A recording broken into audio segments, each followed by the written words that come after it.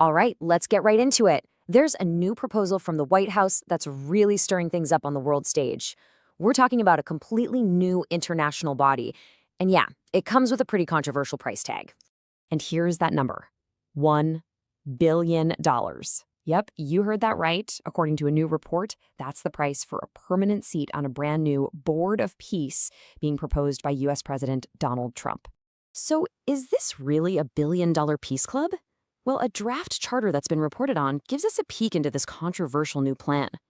So the central idea here is to create something called a Board of Peace. And let's be clear, this isn't about changing an existing organization. We're talking about building an entirely new one, completely from scratch. Okay, so let's look inside the proposed charter. How would this thing actually work? So on paper, the stated purpose sounds pretty standard, right? It's an international organization that seeks to promote stability, restore dependable and lawful governance, and secure enduring peace in conflict zones. That's the official line. But here's where it gets really interesting, the power structure. First up, the draft says Donald Trump would serve as the inaugural chairman. He's the one who decides which nations get invited to join. Now, decisions are made by majority vote, and this is a big but, all decisions require the chairman's final approval, so he has the final say. And get this, there are 2 tiers of membership. You have your standard members, who get a 3-year term, and their renewal is totally at the chairman's discretion. Then you've got the permanent members. To get that status, you contribute over $1 billion in the first year. That buys you a seat with no term limit. So, you can imagine, this unique structure has a lot of people asking, is this an alternative to the UN? Critics are definitely raising some serious concerns about the board's role. And that's the core concern you're hearing from critics. They claim this is being set up as an alternative to the United Nations, and it's no secret that President Trump has frequently criticized the UN.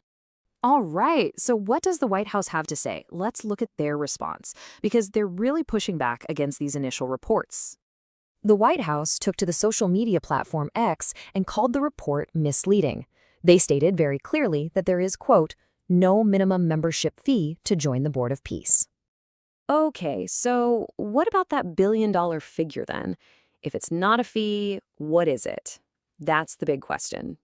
Well, according to the White House, it's not a fee, it's an option. Here's their exact wording. This simply offers permanent membership to partner countries who demonstrate deep commitment to peace, security, and prosperity. So they're framing it as a way for countries to show they're all in. And what about the State Department? When they were asked about it, they pointed reporters to some older social media posts. And interestingly, those posts from Trump and his envoy Steve Witkoff talked about the board, but made no mention of that $1 billion figure. Okay, this story is moving fast. So let's do a quick recap of what we know for certain so far, based on the reports and the official responses. So, let's break down the key takeaways. 1. A draft charter is proposing a new Board of Peace. 2. Donald Trump would be its first chairman with total approval power. 3. The draft explicitly links a $1 billion-plus contribution to permanent membership. 4. Critics are worried it's basically an alternative to the United Nations. And 5. The White House says that report is misleading and that the payment is optional, not mandatory.